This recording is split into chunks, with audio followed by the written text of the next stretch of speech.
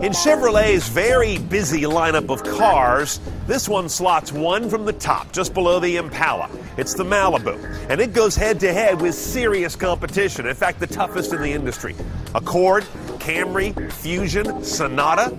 Chevy says this guy is good enough to do battle with all of those in 100 countries where they'll sell it. Let's see if their confidence is well placed and check the tech. Now, Chevy will tell you the new Malibu's picked up some styling DNA from the Camaro. I don't really see it except for perhaps these kind of powerful haunches over here, square lens tail lamps, and it mimics that with square pods for the speedo and the tack inside. More interestingly, this car looks a lot like the new Impala. Check that one out. Oh, and check out the front. It's got an automatic shutter on the bottom air grill that will close when the engine doesn't need the cooling to improve aerodynamics.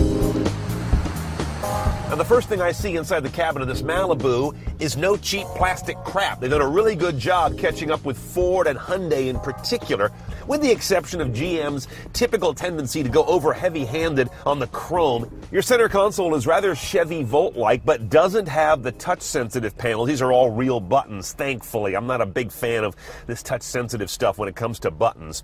Key, though, is an interesting example. This car is part of this new trend toward feature radios. This is an LCD screen head unit. You would think it's got everything in it, but there's actually no navigation. This is sort of a basic interface, whether you have nav or not. Hit this little switch right here, and the whole thing flips up where your connected phone can live back there. Nice little light to see what's in there. Unfortunately, no power connector. Wouldn't it be nice to have a 12-volt outlet in there? Instead, I can put a charger down here and have a cable string down across my center console. No, thank you. Now playing is an interesting shortcut. I kind of like how they've got that hardwired in here. Your energy screen we'll get to later. That shows you what your powertrain is doing. It's a big part of this car's story. We have Bluetooth hands-free, of course, standard, as well as streaming Bluetooth stereo audio on this car. Here's Pandora. Put the Pandora app on your phone, and the Chevy MyLink technology in here brings the interface up on the car's dash and blanks it out on your smartphone. And, of course, we have the usual CD, USB, aux jacks over here, and there's that Bluetooth streaming I was talking about. So it's a well-featured system, but if you want to add nav to this, you pay about $1,000, and you get an SD card that plugs into a slot that we would also have if we got that option, and that graphs in navigation. Otherwise, you're stuck with the standard OnStar directions and connections. I hate having a conversation with someone to get my directions, although it probably works better than the voice command in this car. Help. I am sorry. I did not catch that. It's crappy like in most cars and nowhere near as good as in most smartphones. So auto industry, you still got to catch up. One choice only, 6-speed automatic right here, plenty of chrome on the top. And this little rocker switch on the top is your shiftable one. When you put it back in manual, that will change your gears. Otherwise, leave it in drive. No paddles, no slapstick nonsense, as it shouldn't have. Check out this gauge. The Eco gauge inside the tack is also part of a new trend.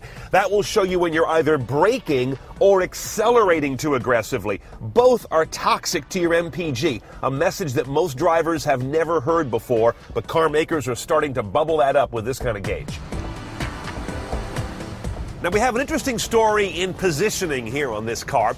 This Chevy Malibu Eco has a 2.4-liter engine with an electric motor assisting it. What does that sound like?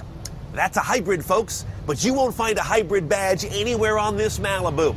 You see, Chevy knows that hybrids are getting into weird territory for most car buyers, so they don't call it that. But that's what it is. 2.4-liter gas engine, 182 total horsepower, 172 foot-pounds of torque. It's also got auto start-stop technology when you come to a stop at a light or in traffic. That adds up to a total of 2537 mpg, or about 29 average. All the boy racer car magazines kind of jump on this one saying, it doesn't have enough performance. I'm looking for real-world performance in a car like this, around town, on the freeway, back in the city, and I find that it does a very nice job on that.